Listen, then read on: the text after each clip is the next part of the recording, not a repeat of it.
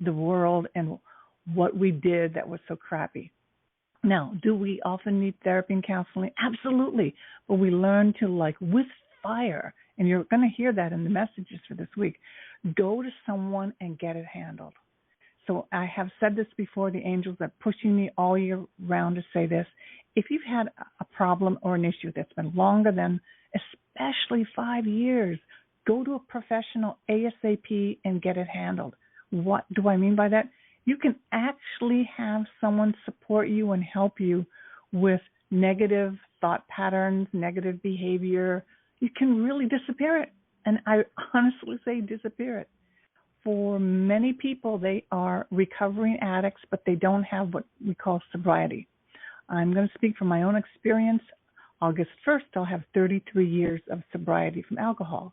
Now, my drinking was short-lived. I didn't do it till after college for about, not even 10 years, but I was partying just like many people do.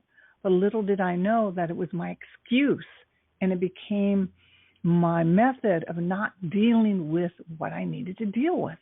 And so ever since I stopped, I got to face life like face on, right raw. And I learned to deal with all the emotions, all the feelings. So one of the things that happens when you deal with whatever is your negative thought pattern instigator, because as a human being, we are really perfectly designed in the image of God, Goddess. We really are. So anything that's not working, that's weird, that we keep doing, that habitually makes us suffer, we have brought on to ourselves. And one of the things is the tremendous value of a 12-step program. It helps you see how you do things, how you are habitually repeating things, and how to do, I'm going to say, well, there's a whole method for it with the 12 steps, but how you actually can disappear the charge so you don't put the energy in the negative things in your life. You and I know so many people that are, in quotes, negative. So negative. Negative meaning it is an addiction to go to what's wrong. What would our lives be when we would go to what's right? Automatically. Does it mean that we are perfect? I'm going to go back to God. No, but it shows us that we don't have to have that feeling of suffering and, angels just said sour, like, oh my God, there's something wrong with us. No, many of us have had an addiction to a behavior that covered up an ability to learn how to handle life.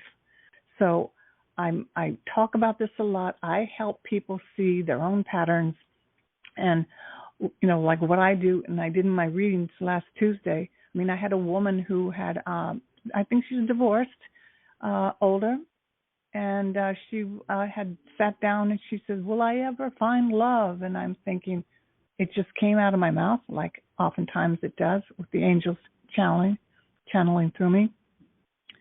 And instead of saying, well, I see somebody in your future, what came out of my mouth was, well, it's really up to you. And I say that to anybody. If there's something that you really want, the answer is, it's really up to you.